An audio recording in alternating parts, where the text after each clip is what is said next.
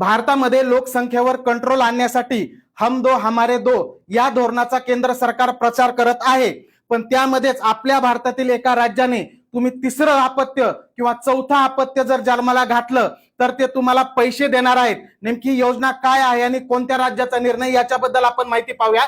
तर बघा, आंध्र प्रदेश हे राज्य आहे, या आंध्र प्रदेशने हा निर्णय घेतलेला आहे, जर तुम्ही तिसरं अपत्य जन्माला घातलं तर त्या कुटुंबाला 30,000 रुपये दिले जाणार आहेत आणि चौथा अपत्य जर जन्माला घातलं तर 40,000 रुपये दिले जाणार आहेत, म्हणजे एकूण 70,000 रुपये तिसऱ्या आणि चौथ्या अपत्याला दिले जाणार आहेत। आणि या राज्यामध्ये लोकसंख्या वाढीचा दर कमी होतोय, की लोकसंख्या वाढवण्यासाठी आंध्र प्रदेशने हा निर्णय घेतलेला आहे। आणि हे जर धोरण राबवलेलं त्या सरकारने, त्या धोरणाचं नाव आहे पल्लले संपदा धोरण, असं त्या धोरणाचं नाव आहे। लोकसंख्या वाढीचा जर आंध्र प्रदेशचा सध्या 1.5 एवढाच आहे, आपल्या देशाचा 1.9 आहे आणि लोकसंख्येचा समतोल राखण्यासाठी 2.1 तरी असणं आवश्यक असतं, पण इथं खूप कमी झाल्यामुळं हे धोरण आंध्र प्रदेशने राबवलेलं आहे। त्याच पद्धतीने आणखी एक सवलत या धोरणामध्ये, जर तुम्हाला तिसरं किंवा चौथं अपत्य झालं तर त्या काळामध्ये मातृत्व रजा ही 1 वर्ष असणार आहे, म्हणजे मातेला 1 वर्ष सुट्टी असणार आहे आणि तसंच पितृत्व रजा सुद्धा असणार आहे, म्हणजे त्या मुलाच्या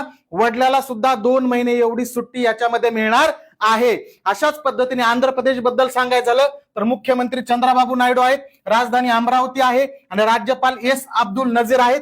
हे पण लक्षात ठेवा, जर तुम्ही एमपीएससी मधून सरळ सेवा परीक्षेची किंवा गट ब गट क पूर्व आणि मुख्य परीक्षेची जर तयारी करत असाल तर आपण आपल्या महाराष्ट्र अकॅडमी ऍपवर एकलव्य बॅच सुरू केलेली आहे। लाईव्ह प्लस रेकॉर्डेड बॅच आहे। महाराष्ट्रातील दर्जेदार एमपीएससीतून निवडलेले मुलाखत दिलेले शिक्षक तुम्हाला या बॅच मध्ये मार्गदर्शन करणार आहेत।